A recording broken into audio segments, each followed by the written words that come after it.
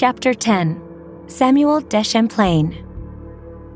The French explorer Samuel de Champlain made his first voyages to North America around the time Henry Hudson was trying to find the Northwest Passage. Champlain earned a reputation for being a talented navigator by leading a 2-year expedition to the West Indies and Central America.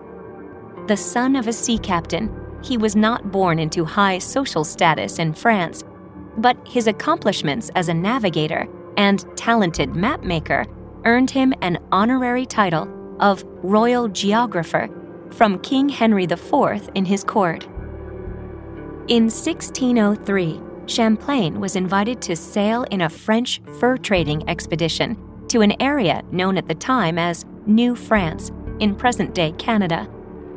Decades before Champlain's expeditions, in 1534, a French navigator and explorer, Jacques Cartier, claimed the shores of the St. Lawrence River, the Gulf of St. Lawrence, and the areas now known as Newfoundland and Nova Scotia in honor of France.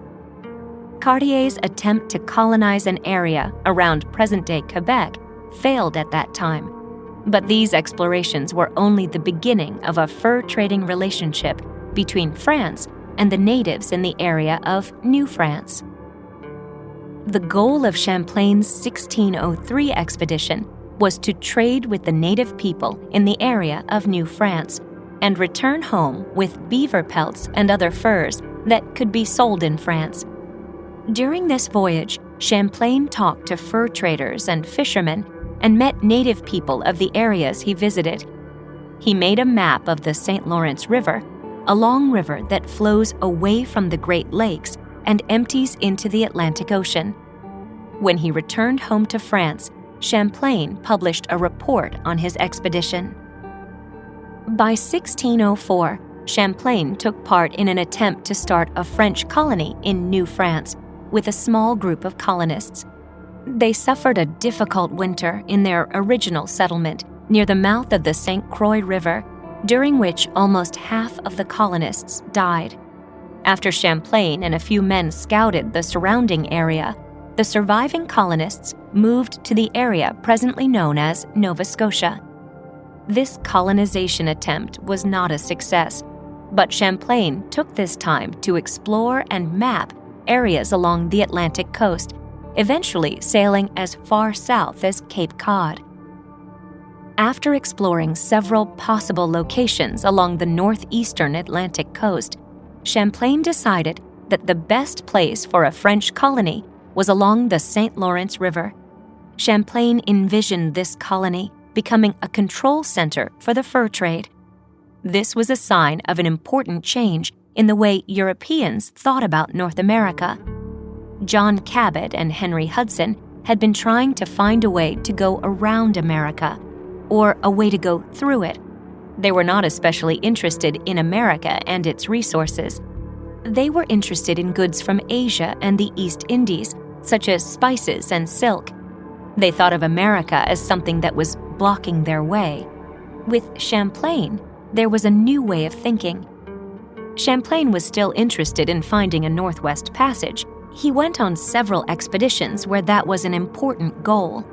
But he and many of the men who came after him began to think of North America not just as an obstacle on the path to more profitable places, but as a place that was profitable in its own right, and a place that might be worth settling. In 1608, Champlain received permission to lead an expedition of 3 ships and about 32 colonists from France. He sailed up the river and established a settlement, which was named Quebec City. Only 9 of the original colonists, including Champlain, survived the first cold winter in Quebec City, but more settlers arrived the following June. At first, Quebec City was little more than a fort, but Champlain had a dream. He hoped that Quebec City would be the capital of a large and prosperous French colony. He spent the rest of his life working to make that dream a reality. Champlain set up a fur trading station in Quebec City.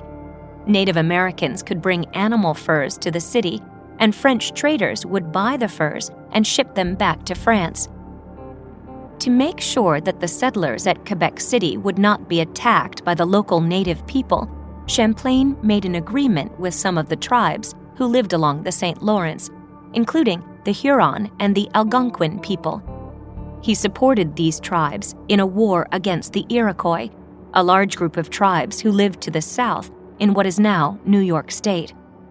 Champlain led expeditions against the Iroquois, and in 1609, he became the first European to visit the lake that is now named for him, Lake Champlain.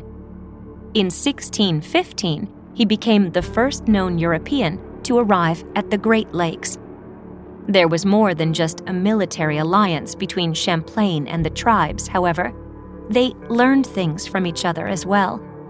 Even the name of the new city, Quebec, was borrowed from the Algonquin language spoken by many Native Americans throughout North America. The word Quebec comes from the Algonquin word Quebec, meaning where the river narrows. Champlain made several trips to France to recruit new settlers and secure French government support of his colony. He eventually married and brought his new wife to settle with him in Quebec City.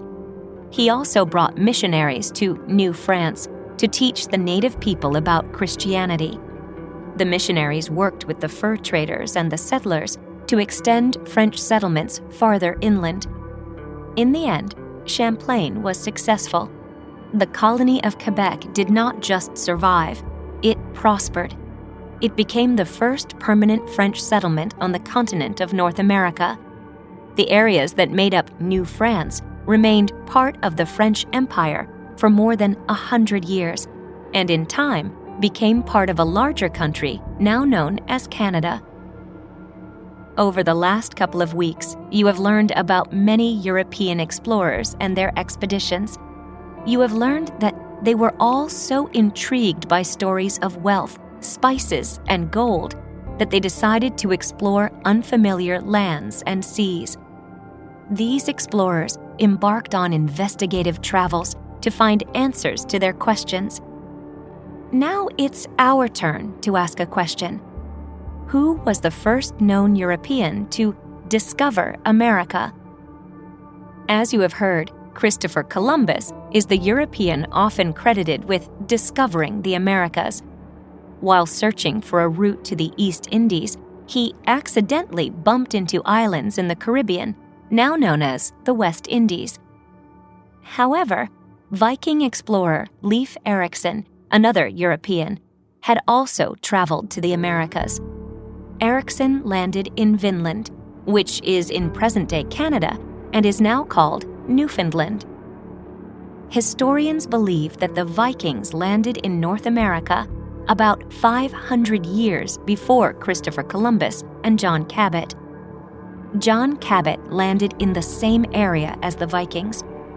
Though Newfoundland was not continuously inhabited, it had certainly been by the time Columbus landed in the Caribbean.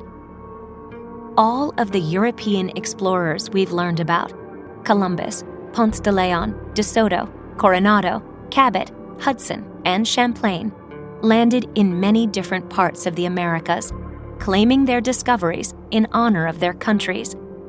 But it's important to remember that when these explorers made landfall, they learned there were already people living in North America. Who were these people? What do you remember about the Native Americans? These people had already been in the Americas for many, many years. Though archaeologists debate exactly when and how they arrived here, most agree that they came from Asia between 15,000 and 50,000 years ago. Strong evidence suggests that there were about 20 million native people in North America when European explorers first arrived. That means that for every one of Columbus's men who scouted out North America, there were 10,000 Native Americans already living here. The native peoples lived according to their own customs and cultures, planted corn and squash, and built great civilizations in the Americas. Europeans exploring and later settling in the Americas brought with them their own cultures and curiosity, as well as diseases. The Europeans brought great changes to the natives' way of life. Although we cannot know for sure who were the first people living in the Americas and when or how they arrived, what we can say for certain is that the history, culture, and legacy of both the Native Americans and the European explorers are still evident today.